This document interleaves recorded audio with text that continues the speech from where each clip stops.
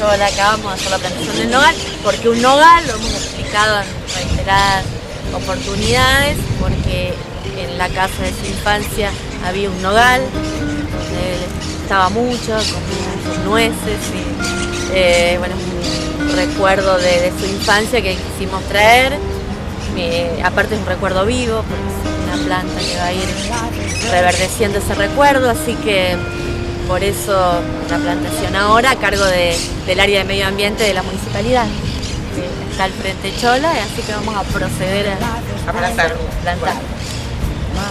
Generalmente cuando se planta cerca de las veredas se pone un polietileno para que las raíces vayan hacia abajo. Pero lo vamos a hacer como instructivo y así cuando planten en su casa, cerca de la vereda, hagan lo mismo que hacemos nosotros ahora. Sería el polietileno, que es el de estilo bolsa que usamos en el campo. Porque eso de medio ambiente bonito. Como le decimos a los chicos, lo primero que se pone que para que las raíces crezcan bien. ¿Qué se pone? Lo primero. Pompo, bueno. Estamos aprendiendo.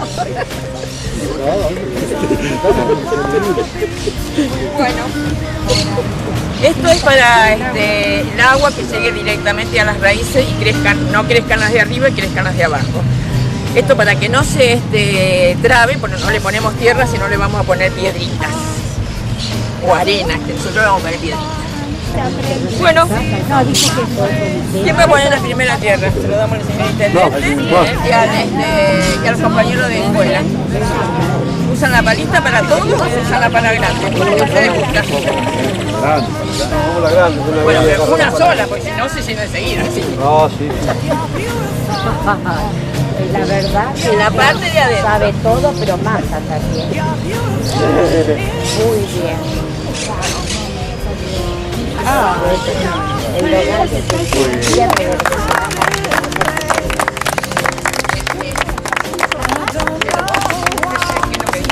El nogal de tu infancia reverdecerá para que no terminen los recuerdos.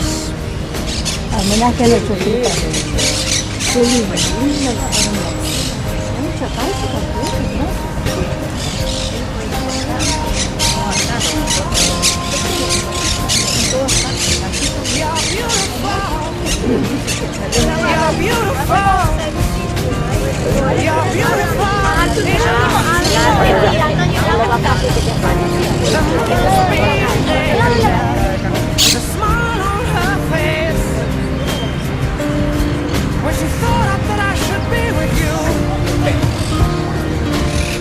No puede faltar. Sacamos, para. Sacamos el teléfono de la mona.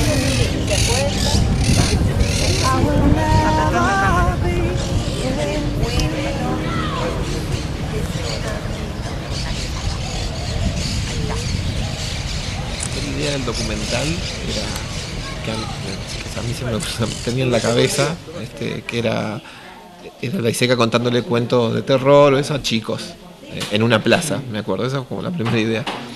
Y después hicimos contacto con Camilo Aldao, él además siempre quería tener una excusa para volver a Camilo Aldao y terminó siendo que él le terminó contando cuentos de terror. Eso pasó en noviembre del 2010 a los chicos de la escuela en la que él había en la que hizo la primaria. Era Juan Bautista Alberdi. La Juan Bautista Alberdi, la escuela Fical. Entonces lo grabamos ahí, se fue el comienzo del documental, un poco empieza ahí. Y después, bueno, sí, yo me terminé yendo a sus talleres, siendo amigo, fue un proceso que terminó en 2015 más o menos. O sea que fue un proceso muy largo y de grabarlo mucho, de asistir a su intimidad, además de lo que uno podría decir un documental clásico, claro, de entrevistar a gente que hable sobre él, más que nada centrarnos en la intimidad de la. Vos sabés, Rusi, que mucha gente a la Iseca lo conoce como escritor, lo ha leído, ¿no es cierto? Pero otra gente, tal vez la más joven, lo ha visto por televisión, en los que decíamos recién, los cuentos de terror que fueron tan famosos por Izal, ¿no? Así que hay dos facetas de la Iseca para el camilense. Tiene muchas, sí. No, yo creo que tiene muchas, y lo interesante, que parte de porque es el documental toma solo su intimidad y arranca, es que creo que ahora, con las nuevas posibilidades que uno tiene en internet, donde sea, se encuentran esas cosas. Entonces, mi idea es que la persona que ve el documental le abra un poco la puerta al mundo Laiseka y que uno vaya descubriendo los cuentos de terror, las películas en las que actuó, ni hablar sus libros, ¿no? Pero digo, creo que todas esas facetas están a mano, también eso es interesante. Justamente es interesante que me cuentes, vos que lo conociste, ¿quién era Alberto Laiseka? ¿O quién era para vos Alberto Laiseka?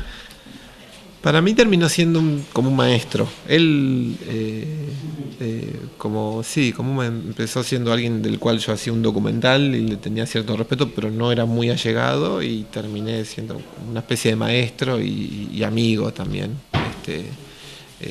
Un maestro en el sentido que quizás muchas veces ya, no sé si se ha perdido, pero no se ve tanto, digamos.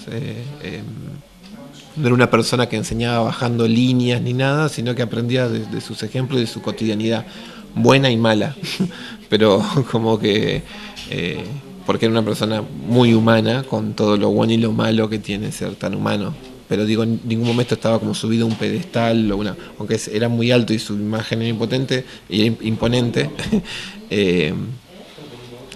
siempre te abría la puerta de su casa y vos compartías su intimidad con él en un taller, en lo que sea. Entonces yo creo que un poco fue eso, fue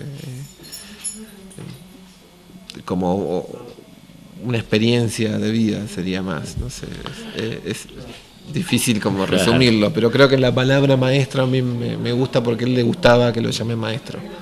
Le gustaba mucho haberse transformado en maestro. Me parece que le hace justicia a eso.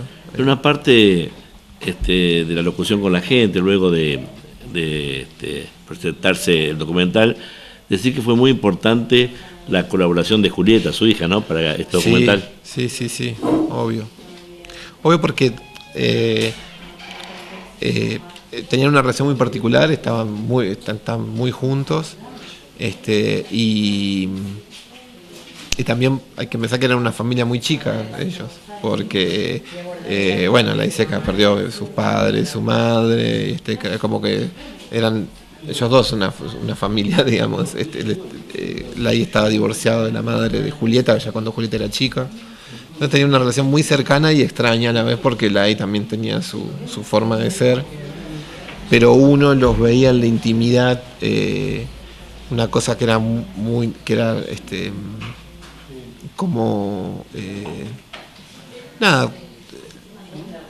los pequeños detalles que los unían mucho, digamos, en la forma de tratarse y en todo eso. ¿Cómo catalogarías, mejor dicho, a Laiseka como escritor?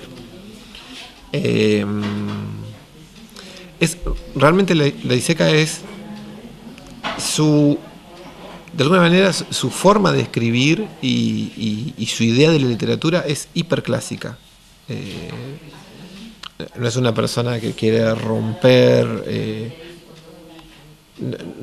Al principio quizás sí, que eso muestra un poco el documental, tenía como una idea más experimental de escribir, pero después con el tiempo empezó como a simplemente querer contar una historia, que es como la base de la literatura.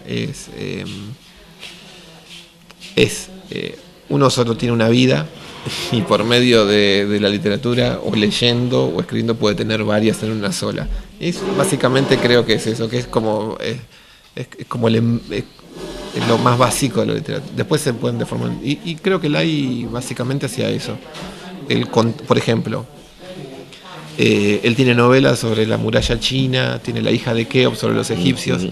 Y La hija de Keops es porque él siempre estuvo obsesionado con los egipcios y le encanta. Entonces escribió la novela para poder vivir con ellos la intimidad de cómo era de alguna forma. Y La muralla china es lo mismo, tenía fascinación con los chinos, entonces escribió una novela que ahora las escribió en la pensión donde vivía, o desde ese pequeño mundo él pudo viajar quizás a la China antigua.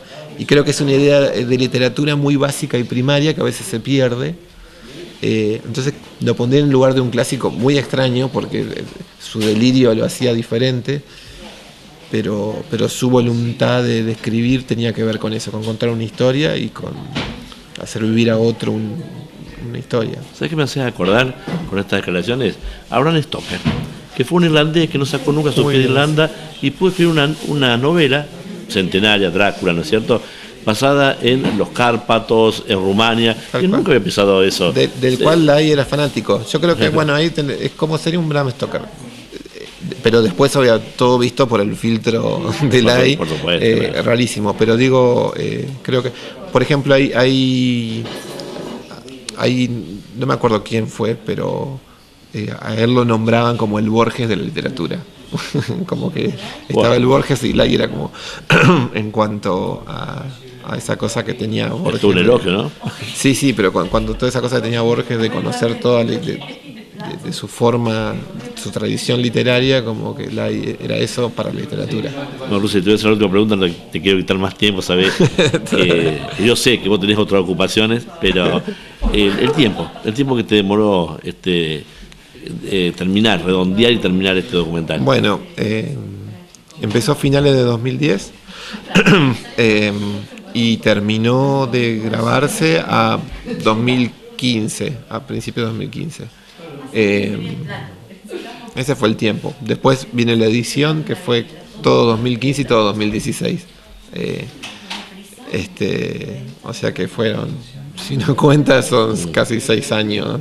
Buen tiempo, Sí, y con momentos más intensos o menos. Intenso quiero decir, hubo casi medio año, un año entero en el cual yo iba todas las semanas a verlo a Lai, y como uno iba a lo de un amigo, pero iba con la cámara y grababa. O sea que iba 2 o 3 veces por semana, charlábamos y grabamos. O sea que hay mucho material de...